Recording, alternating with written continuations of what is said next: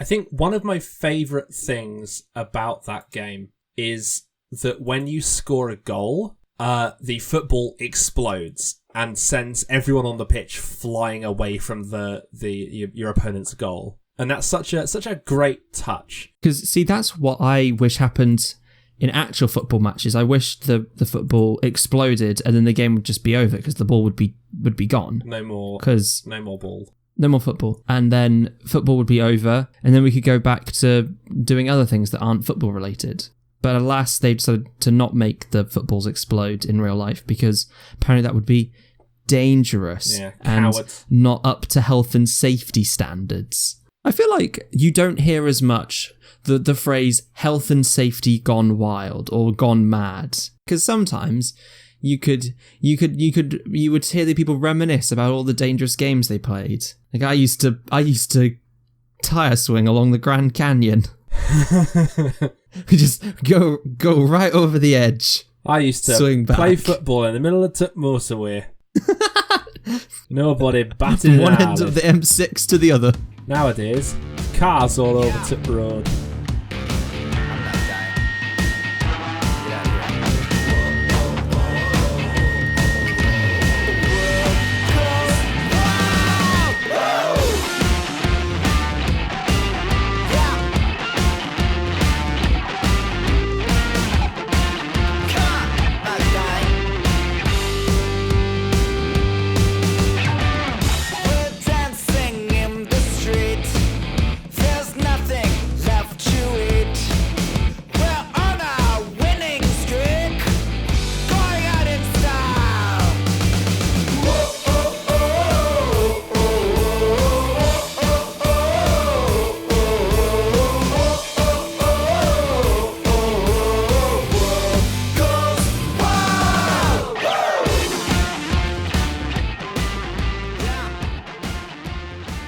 Welcome back, everybody, to a little show we like to do here at the weekends, or as you call it, Christmas Day. It's, of course, Boi Review, hosted by me, Hamish. And me, ho, ho, ho, Santa Claus. I'm back. I've put Wilkie into another Christmas slumber to say hello to all the good boys and girls.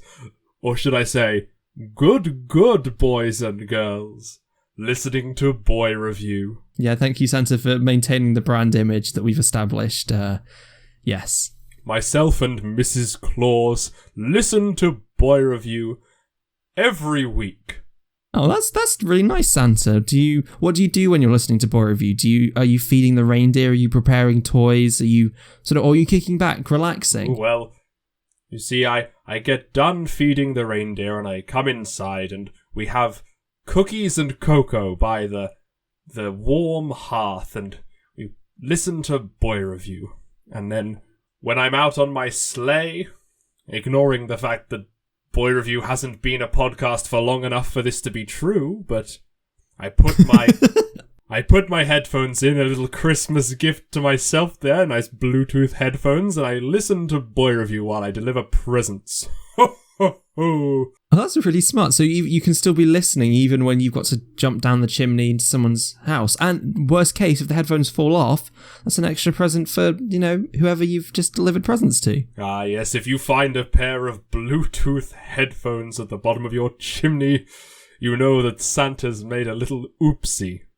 Well, Santa, it's been really nice talking to you, but we will have to have Wilkie back for just a little bit longer. Yes. We'll get you to come on and do a segment right at the end of the show. I shall wake him up from his Christmas slumber. I really don't like how you say that, Santa. Hey, Hamish. Hey, Wilkie. Are you ready to go? Yep, I've got my water. It's an even numbered week this week, right? Yes, it is an even number week, and to try and get us back on track, you are going first again. Sick. To try and sort of fix this. Yeah, we're getting back to me being on even numbered weeks. Okay, Hamish, we're starting off today's episode with a quiz. Right then. Okay, fine. What has, per US tablespoon, 101.8 kilocalories, 0.01 grams of carbohydrates, and 11.5 grams of fat?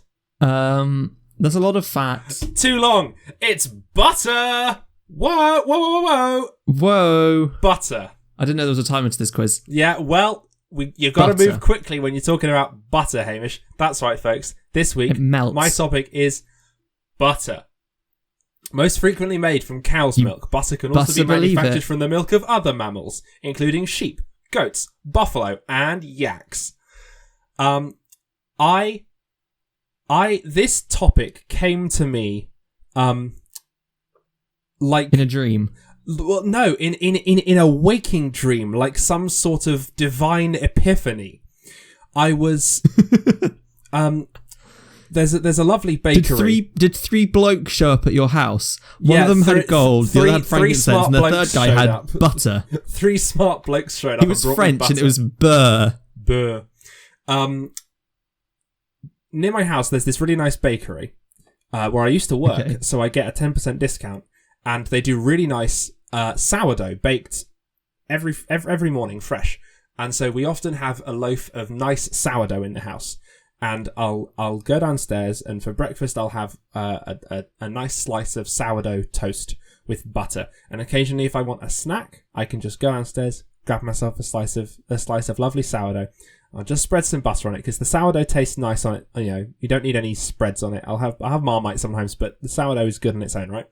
I'm spreading butter on this sourdough, and I get this sudden urge, Hamish. Something from beyond the veil reaches out to me and says, Wilkie, you must survey all your friends and ask them what kind of butter they use. This makes sense. I remember getting this as a text the other day. So I did not understand it. So I created... I completely forgot you did this.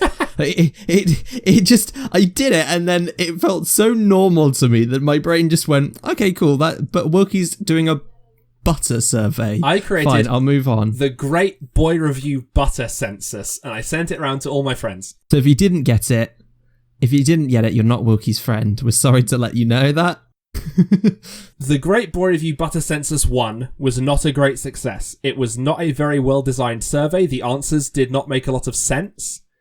For example, the first question was, what type of butter do you keep in your household? Select all that apply, and the options were unsalted, salted, or non-dairy. But of course, I could not work out which of those were connected to which, right? So if someone had unsalted non-dairy butter in their house, I couldn't tell that from the results, right? Do you keep spreadable butter? I accidentally left one of the answers to that as option 1 instead of yes. I asked people where they keep their butter, and that was I got the most unhelpful answers in the world. These were the answers to the Great Boi Review Butter Census version 1. Version 2 is far superior, and we're going to break down the results. We're going to break down the results to the Butter Census 2 live here on Boi Review. See, okay, because I might have done version 2 then. I think you did number 2. So I worked together with Jade and Dan, who both do STEM degrees, to work out a much more scientifically rigorous survey. So, question 1. Yes. What kind of butter do you typically use to spread on bread /toast /baked potatoes or other traditional butter vehicles? This is the one I did because I remember butter vehicles. Yes. And thinking, yes, I'd like to ride the buttermobile. The butter vehicle. The options were in either unsalted or salted varieties, dairy, margarine, or other non-dairy. Margarine, specifically a vegetable oil-based spread. So, the two winners with 6 votes out of 16 each are dairy unsalted and dairy salted. Okay, most people prefer, which is weird. Honestly, I was not expecting that because as a student, right, I don't have the time to wait for butter to warm up to spreadableness. So you've got to get spreadable. Yeah, I think it's like a sunflower spread, like a sunflower oil spread from Morrison's, and so it's nice and spreadable. Look, you're not wrong. So yeah, but proper dairy butter winning. Next up, perhaps less surprising, is unsalted margarine. Then that's with 2 votes out of 6. No, not 2, 3. 3 votes out of 16. Then with 2 votes out of 16. 3 whole votes. Yeah, 3 out of 16 people. This is official scientific data. 3 out of 16 people use unsalted margarine.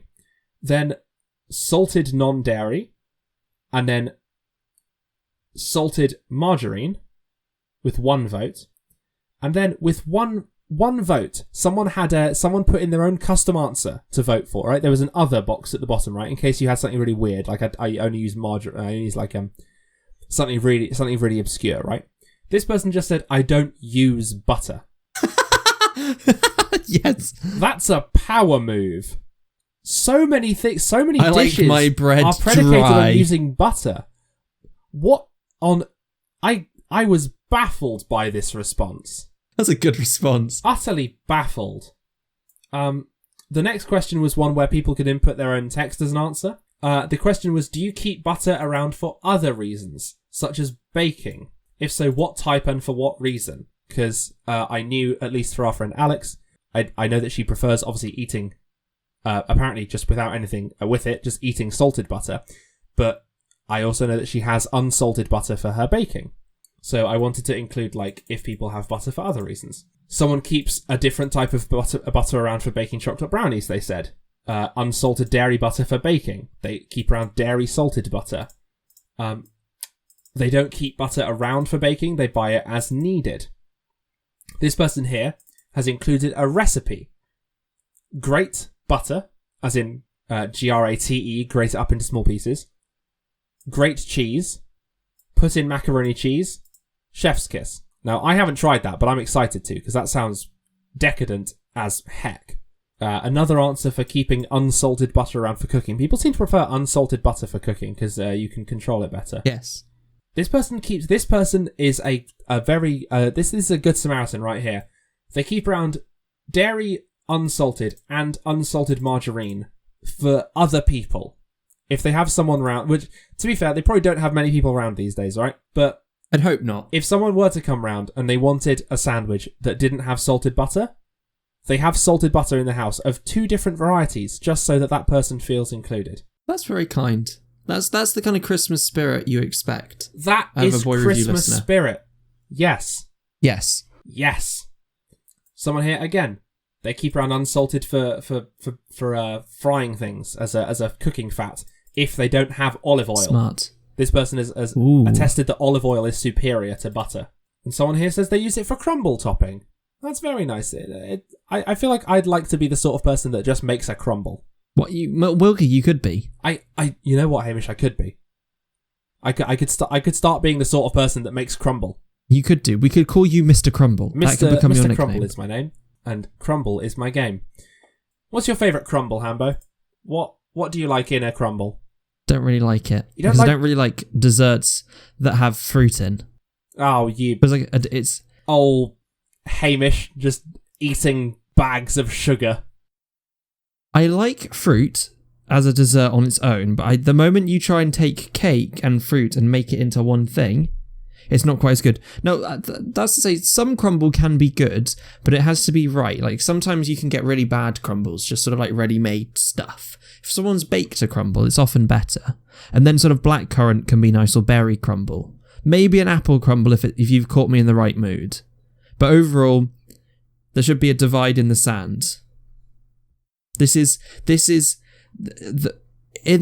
line in the sand. On one side of the line is fruit, represented by Alex the lion from the hit movie Madagascar.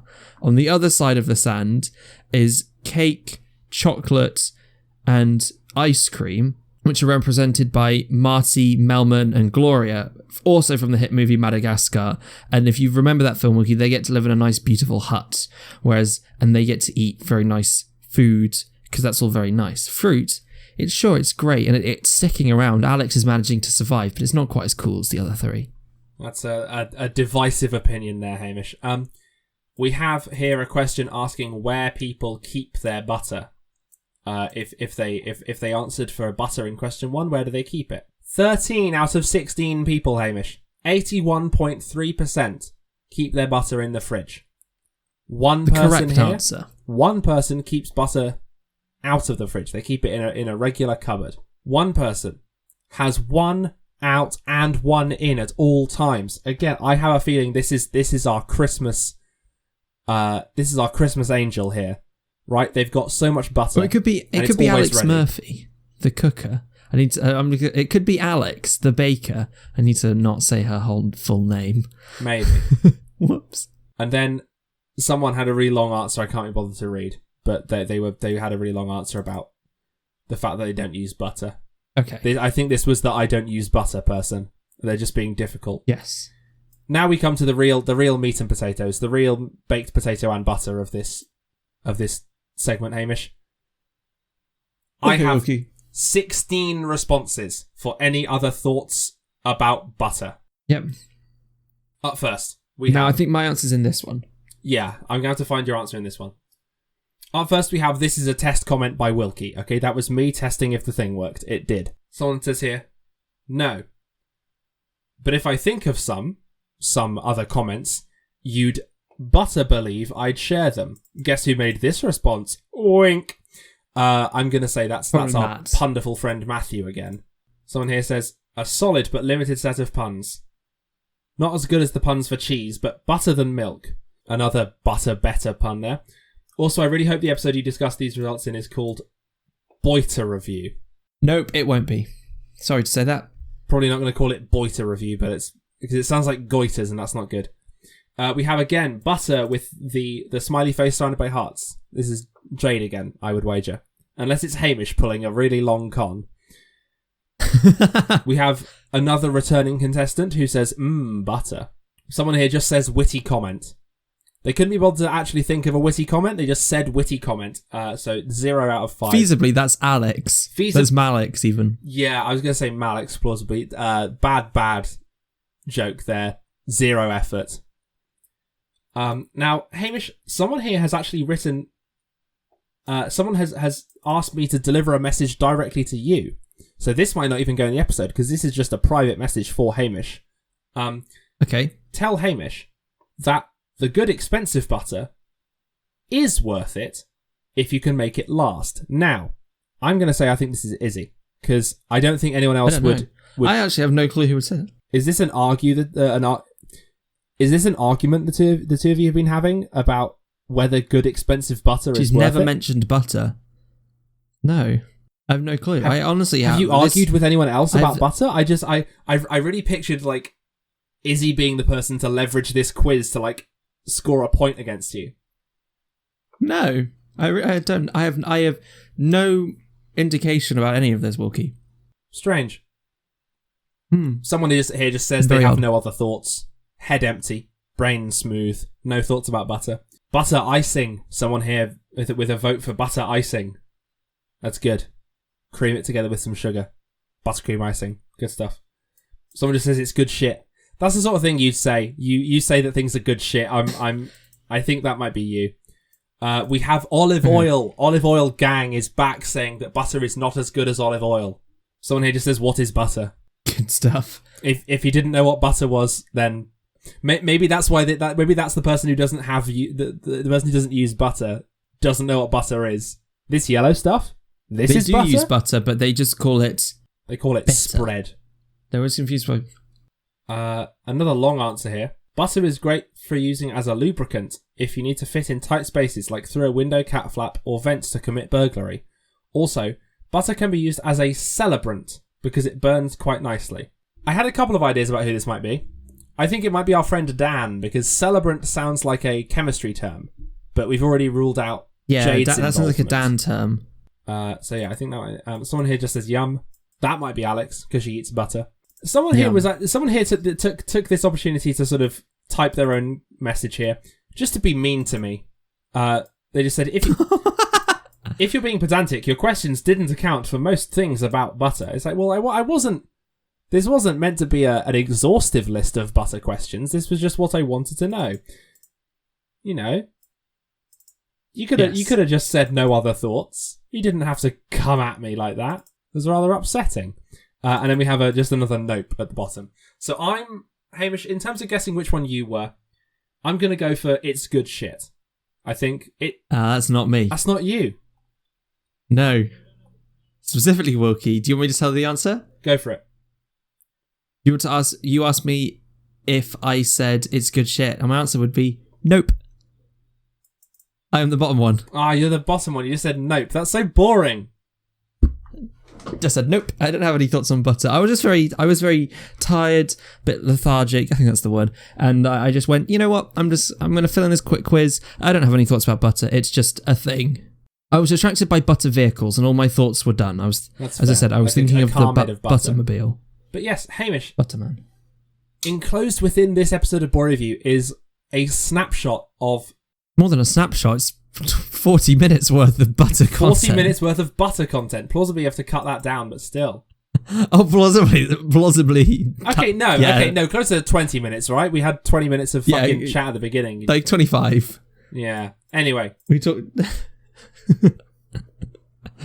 Hamish, butter is, as we have seen, a divisive and broad subject. It can be used for many things. For baking, for spreading on nice sourdough, for eating as it is, naked to the world. And that is why butter is getting a good from me. That's good, Wilkie. I'm glad.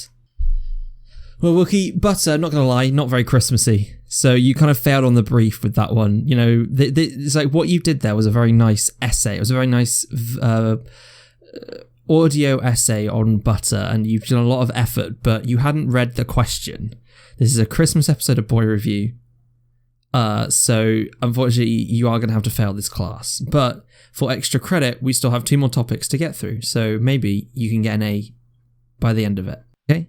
Let's go. So this next one will have some interaction from you, Wilkie, because I'm going to ask you what your favourite Christmas songs are. Now, don't worry, I'm going to go first, because I want to talk about Christmas music, because I think this is probably one of my favourite categories of music. I really like Christmas time, getting to listen to all the Christmas songs. It's one of the few times where it feels like it's always playing all the time, and I often use Christmas or December, the whole period of December, as a chance to listen to Christmas music. And I'm going to be honest, Wilkie, I haven't actually listened to that much this year. I've been stuck at home doing a lot of working, and I can't actually write and listen to lyrics at the same time. So it's not been as much recently, but I still really like Christmas music, and I'll make sure to get in a lot of Christmas songs. And I specifically also want to talk about my top 3 favourite Christmas songs, because I we don't want to take up too much of everyone's time. So if we each do 3, that'll be 6. That's a nice number. So the reason I like Christmas music is because it just captures a fun time of the year. It captures just this spirit of everyone coming together and celebrating and being happy. And so on that note of being happy, the first Christmas song I would like to talk about is a mashup from Pentatonics featuring Tori Kelly, and it is called Winter Wonderland / Don't Worry Be Happy. Winter Wonderland being that iconic Christmas song, walking in a winter wonderland, and then Don't Worry Being Happy being a Don't Worry Be Happy, who's by Bobby McFerrin, it says here. I believe it's sort of a what's the genre of this song? It's a jazz, and it's just a song about being excited and not being excited, just taking life as it comes and not worrying, being happy. And I feel like the two mash up very, very well. They both capture the same spirit that comes from this time of the year, and that's why I really like this Christmas song. It is a cappella, so if you're not an a cappella fan, you're not going to enjoy it as much, but it just fills me with good vibes, and that's all really Christmas music has to do.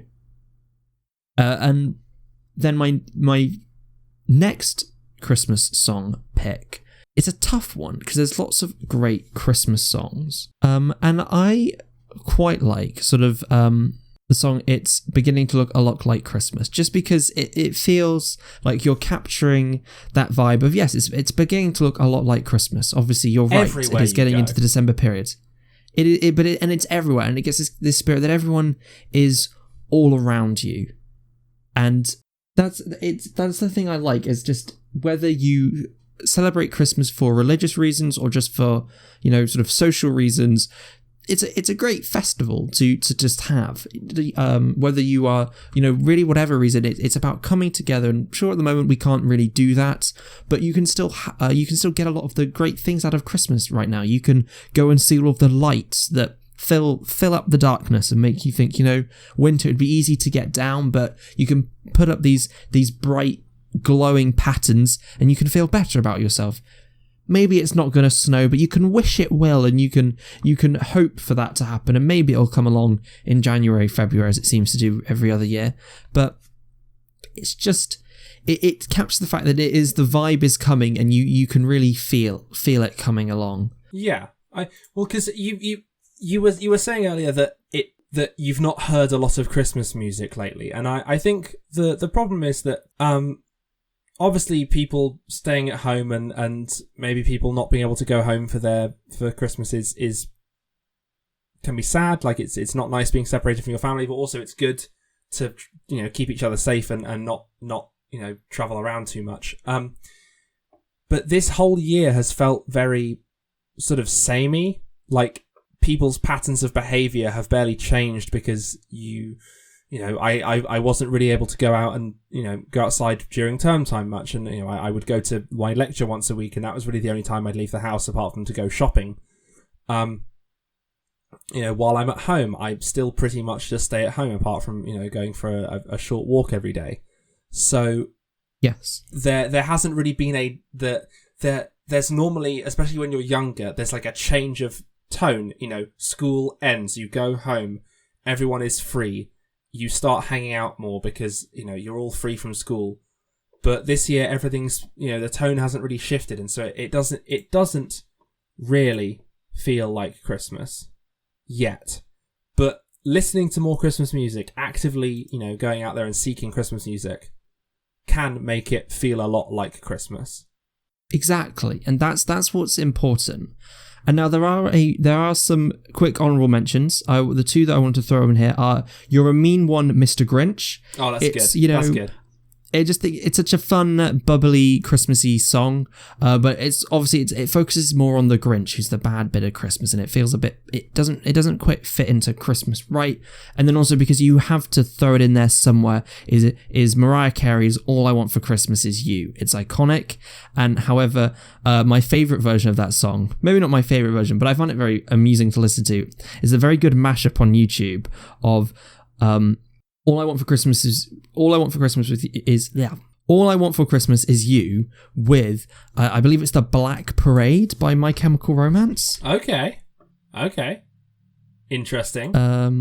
Welcome to the Black Parade by the My Chemical Romance, and it just works very well. You'd have to listen to it, but I just think it just does fill me with a little bit of laughter, and that's why I had to put that as an honorable mention. However, the best Christmas song, for me, in my opinion, is the carol "O Holy Night." Now, there'll be lots of versions of this song, but the version I always think of, I can't remember who arranged it, but the reason I like it is because at school I was heavily involved with the choir and the chamber choir, which is sort of a group of mostly just older students that got to do a bit more singing. And "O Holy Night" was one of those songs we did a few times, and it was just a delight to sing because it's very powerful. It has four very, very strong parts from each of the main voice categories, from a soprano, alto, tenor, and bass. And it manages to fit perfectly well into each of those categories, and every part feels really fun to sing. I can say from being the tenor part at school, you have all these other people around you, and you just get to belt out some banging notes. Yeah. It knows exactly when it wants to be loud, it knows when it wants to be quiet, and it does it really well. And the feeling that it fills me with is again very much that feeling of you are part of this group, you are part of sort of being in the moment and loving what's going on in life right now. And that's really what Christmas is all about, and that's why it has to go at the top. And I also enjoy listening to it, but it's from my experiences and my past of getting to just perform it a few times, that's why I love that song so much. Yeah, I was never in a choir, I think, in the same way that you were. I never sort of was actually like in the choir, but at my secondary school we would do like collective singing once or twice a week in our big chapel. My school had a chapel. Yeah, of course it did. Yeah. But especially around Christmas, it was really fun to because these Christmas songs have been around for so long, they've been sort of filtered through the public consciousness so much that you're so familiar with them, because sometimes we'd have to be coached through one of the songs before we could sing it properly. But with the Christmas songs, half the time you don't even have to look at the book. You can just sing it, and you can really focus on like you were saying, belting it out, which is a lot of fun, especially when there's 1,000 of you in the same place, all just absolutely going for it with Christmas songs. I think that's I've thought of a couple of songs I want to bring up, but like I don't really want to rank them, because with a Christmas song, it's not as far as my opinion goes, it's not quite about how good the song is, or like no. any sort of markers of quality like that, but it's about the fact that you all know it, and the fact that you can all sing it together. Again, it's going to be hard this year because people can't always be together. Larger family groups can't always spend time together, but singing together is sort of such a beautiful social thing, and I think the ubiquity of some Christmas songs is what makes that so wonderful. Yeah, I'm just because I was you talking about sort of singing at school did remind me of one song that I had forgotten. Well, I don't know where it would rank on this list, but it is another sort of memory again for more of the big group stuff. Because if we'd have an end of sort of term assembly at Christmas, it would be a concert to an extent, and there'd be some songs which the choir would sing on their own, and there'd be some songs this whole school would sing, and one of those songs was almost always "O Come All Ye Faithful," and there was the school I went to. There was only one way to sing. There was only one way to sing that song, which was it would have to be, because there's 3 lines in the chorus which are "O come, let us adore him." The first 2 have to be done as almost whispers. You have to barely be able to hear them, even with a few 1,000 people giving it a go. You cannot. It should be almost inaudible to everyone else. Absolutely. And then the third one should be as loud as you possibly can. Yes. You should just you should not be able to hear anything but "Oh come, let us adore him." Scream. If there's a plane flying overhead, they have to be able to hear you sing that line. Absolutely. And that is the only way to do that. And yes, did it sound good? No, but it was this feeling of being together. Yeah. All semblance of what notes you're trying to sing is gone out the window. It's volume up to 100. And it was always so much fun, and I think everyone always looked forward to that tradition of it just being screamed, and and so I think that's just why I really like Christmas music. I don't feel like you can really find a better genre. If you said, Hamish, you can only listen to one genre of music for the rest of your life, I'd just pick Christmas, and I'd just listen to it all year round.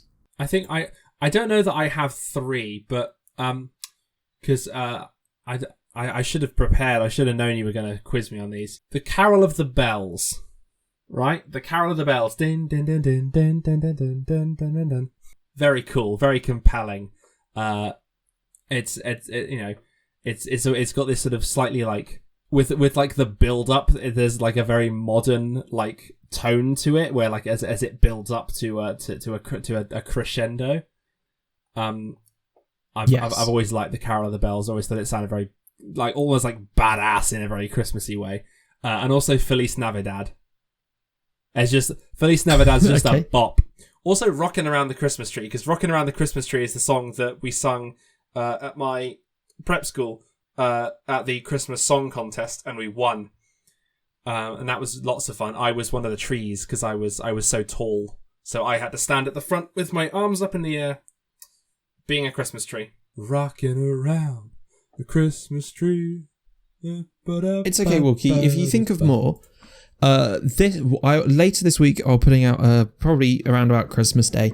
I'll be putting out a little Instagram post to remind people to check out our YouTube channel, and there'll be a little Boi Review Christmas playlist. You'll be able to find a few of our favourite Christmas songs in here. So if we think of any more, we'll chuck them in there.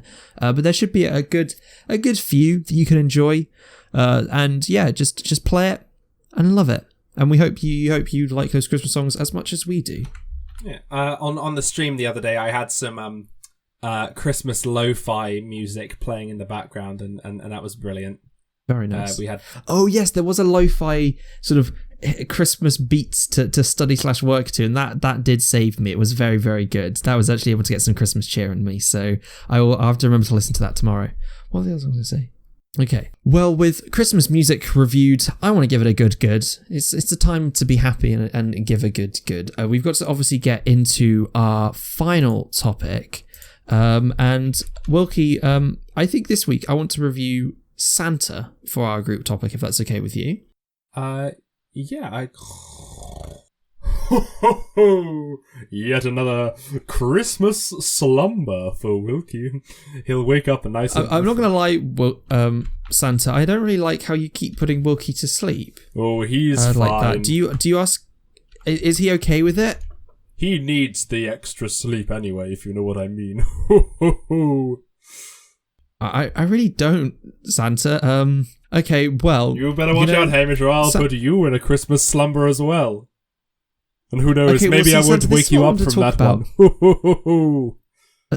Because Santa, like... Yes. There's lots of good things to like about you, right? You make presents and you deliver them to all the good boys and girls. You definitely do attempt to bring cheer.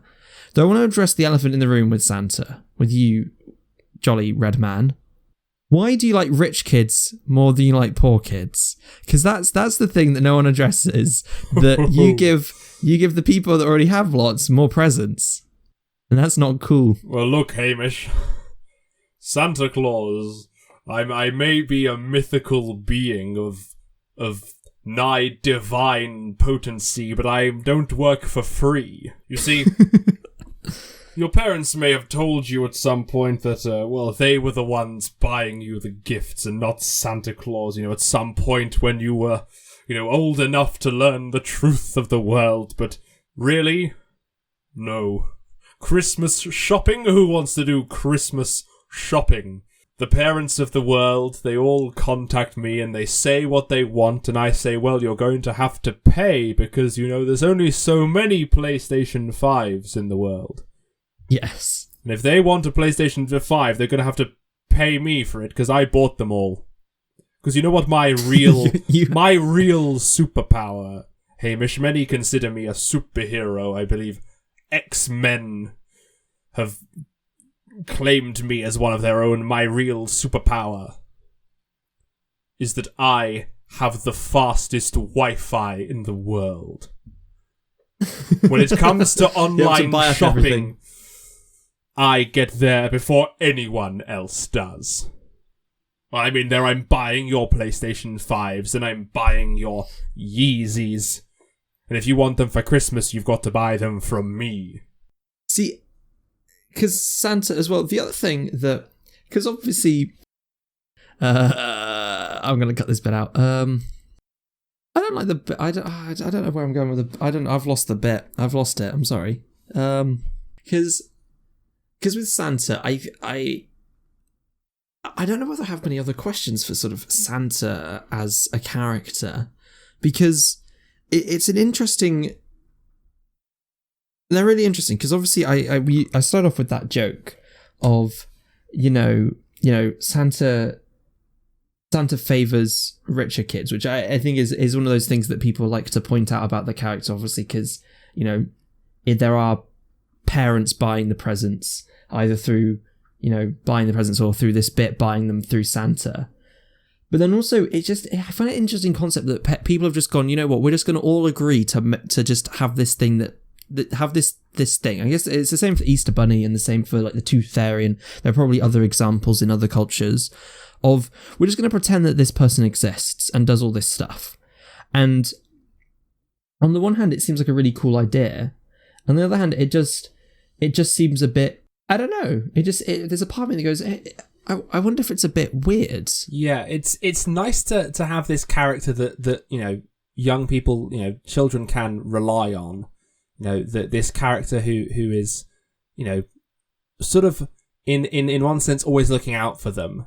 Santa Claus, will bring you gifts if you're good. Santa Claus, wants to like reward you for good behavior, but also as a sort of a way of making sure that kids are well behaved, because Santa gives them gifts if they are well behaved. But if I ever have kids, I'm definitely going to take credit for the more expensive presents. But then like, Santa left you like this stocking full of like little like fun chocolates and little smaller things. Yes. Santa. We're actually talking about I told this Santa that I was getting you this big Lego model, so Santa also bought you this little Lego model to go with it. That sort of thing. Yes. Because saying that Santa's the one buying the expensive presents, exactly, when another kid at school is like, oh, well, Santa brought me this, and they hear that Santa brought little Timmy a PS5, they're going to wonder why Santa didn't bring them a PS5. And of course, it's... Were they not good enough? Yeah, and it's because little Timmy's parents, are fortunate to have more money than this other kid's parents. But, that isn't the way that the situation has been explained to little Timmy. Little Timmy thinks that Santa brings all the presents. Because I think... Yeah, because that was sort of because to get a bit sadder, that was one of the things we were watching on one of the news channels, been like ITV or BBC News or one of them, about how for a lot of people Christmas is can be actually this quite difficult time of year about finding presents, and so it got me thinking about sort of this idea of somebody that's meant to be able to just deliver Christmas no matter what, and specifically deliver the toys of Christmas. What if? Obviously, that's they're a fabrication, but there are these people where that just can't happen. It does seem quite sad, but yeah, I'm with you there, and I think I can't remember every Christmas. I remember always enjoying Christmas, but I can't remember every specific thing. But I feel like my parents did the same thing of with what you are saying and how I also feel of, yes, the biggest present should be from parents or from a guardian or whoever, the real people, and Santa is bringing these fun extra gifts, whether it's a little stocking filled with smaller toys or oranges and chocolates and the more traditional Christmas items. Yeah. That's how it was for me. Yeah, the massive Lego model under the tree was like always from my parents, and then the stocking with chocolate and oranges, and I often got CDs in my stocking. It was always really obvious because they'd be slightly too wide, so they'd flatten it out. You could see like this big square shape in the middle of the stocking. Like, I wonder what that is. Yeah, and I think that in that there's the fun of Santa, just sort of this extra bunch of gifts. But I don't know. I don't. It's one of those things where I don't know whether the world really needs to have Santa, and I don't know, and I don't know how I feel about Santa anymore, because I used to like Santa. You go and sit on Santa's lap at a grotto somewhere, because this year you can't do that. I've never been to a Santa's grotto. Is the thing. Have you never? No, I never had that experience. There was at my primary school there was a Snow Queen's grotto that was like very clearly just my friend's mum with like some white makeup on, and that was fun because like I could, and it was like, so I was friends with her older son, and her younger son was clearly just in there dressed up as a little elf, just like waddling around, and I was older than he was. I was like, what are you doing in here? Scram, you tiny little weirdo. And then got interacted with this Snow Queen character, but I've never had a Santa's grotto experience before. There's lots of different Santa's grottos, and and I remember going to a few, and it is enjoyable. It's sort of playing into this idea, playing into this make believe of a child's imagination. I think that's a lot of fun, but it's just one of the things where I don't know whether we need it anymore. Can't we could just say I don't know what it is. Maybe I'm being a bit cynical right now for no good reason. Because there's lots of because I can also sit back and go, well, I really like Santa. I really like the idea of it, and this character. There's pretty fun. Appears in lots of films and whatever, and lots of media in general, but yeah. I think I'm just having an existential crisis on recording. This may well be we had a turning point at some point where we realised that we'd gone the whole episode without talking about I've forgotten what it was even called. Prime time. We forgot about prime time, and we realised that we didn't need it anymore. And this this may be our sort of are we having like a sort of Christmas Scrooge? We're not Scrooges, but like, are we having a Christmas Carol style epiphany? Because I don't know. I'd really need to think about it. Maybe my opinion would change if I ever have kids. Maybe it would suddenly become this thing I should buy into, but it's there's part of me that's like, why would I give this made up character credit? Yeah, I want to say, kid, look, I love you. Like, you're my child. I can't quite imagine it, as someone without a child, but I also can't imagine not, unconditionally loving my child. I like taking credit for things. And I want to say, look at all the things I got you. I love you this much, and like showing them all the the things that I sort of know they want. And giving them all these gifts, because then there's always the sad bit when you have to reveal that Santa isn't real. Yeah, and that seems like that. I don't know whether that seems a bit mean to have to have sort of realised that you're going to let them buy into this for some number of years, probably at least 10 years. Yeah, or around about 10 years. And then you're going to have to be like, yep, well, it's all fake. Yeah, like you've been fooled. I don't know. It's an odd one. Santa's become this strange construct that we're trying to disassemble on Boi Review, and Boi Review's probably not really the show to do that. What is this show become, Wilkie?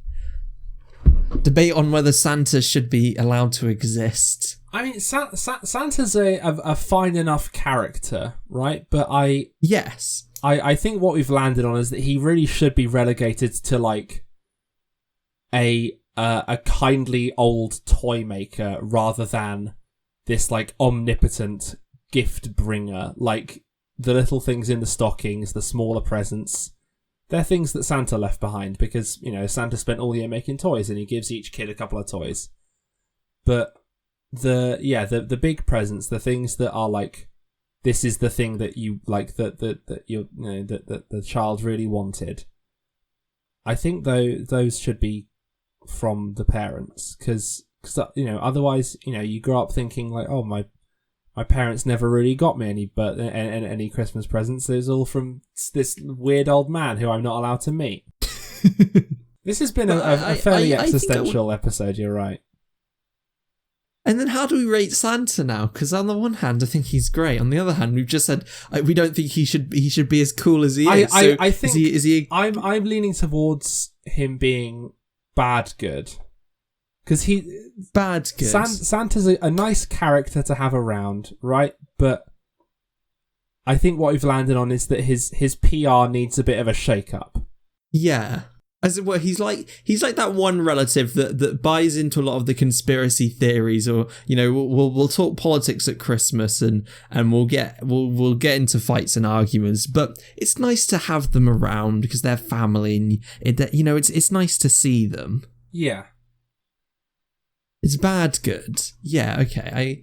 I think I'm with you there, Wilkie. I think Santa deserves a bad good. After this chat, I think I don't know. I've never really thought about having kids, but like I'm kind of looking forward to it because like imagine having a kid that's like as into something as like we were into things. Like we were both very into Lego. I think like imagine having a kid is super into Lego, and then you get to find out like you're kind of sneaky about it, and you find out what Lego model they really want the most, and then maybe sometime in the run up to Christmas you're like, oh no, we can't get that, I'm sorry, and then like on Christmas Day, watching them unwrap it and like realizing that it's the thing they really wanted. That's the Christmas spirit. I think the Christmas spirit has entered me after this conversation. The Christmas spirit has always been in me, I think. I think you're right there. When you sort of forget that it's Christmas. Yeah, because it's just, you're right. Christmas is just such a wonderful time of the year. That's what people say, and I think it's true. It's the most wonderful time of the year, you might say. Yes, it is. It is the most good time of the year, as we would have to say Christmas on this show. As a whole is good. And we hope that you've enjoyed this Christmas episode of Boi Review, even if it has got a little bit weird and zany at times. But that's the kind of Christmas cheer that you can expect from this show. And we're looking forward to Christmases to come, Christmases of the future. And we are going to be looking forward just into the future in general. So please continue to stick with Boi Review as we head into 2021. Next week, we're going to be doing our New Year's special. In the meantime, be sure to check out our Instagram page. We have plenty of little Christmas reviews going out for you. The Boi Review 12 days of Boimas? No, wait. 12 boys. What did we call it? I don't think we gave it a name. I don't think we gave it a name. Okay. It's on the nth day of Christmas. Those good boys gave to me. Oh, that's yes. Yeah, that's yes. That's the line. We're approaching. We're approaching. I think we're in the second half already. It's very exciting. I love turning on Instagram in the morning and seeing my own post that I queued a month ago. Yes, so be looking out for those. Remember, if you're watching us on podcast services, you're watching this on YouTube, you're just enjoying this however you are, make sure you give it a like, a subscribe, a comment, a share, sharing being really important. Send us out to your friends. This one might be a weird one to give to them, but give it a go, see if they like it. And we hope you've enjoyed it, and it's been a good time. We wish you a Merry Christmas, and we'll see you in the next episode. Until then, it's a goodbye from me. And it's goodbye from me. I'm not going to bring back Santa. You're right, he was kind of creepy. He really was. Now, I did not like the energy that he was bringing to the studio. Get out of my house and stop putting me to sleep, you red and white weirdo. You Galumba. You big Galumba. Bye. Bye-bye.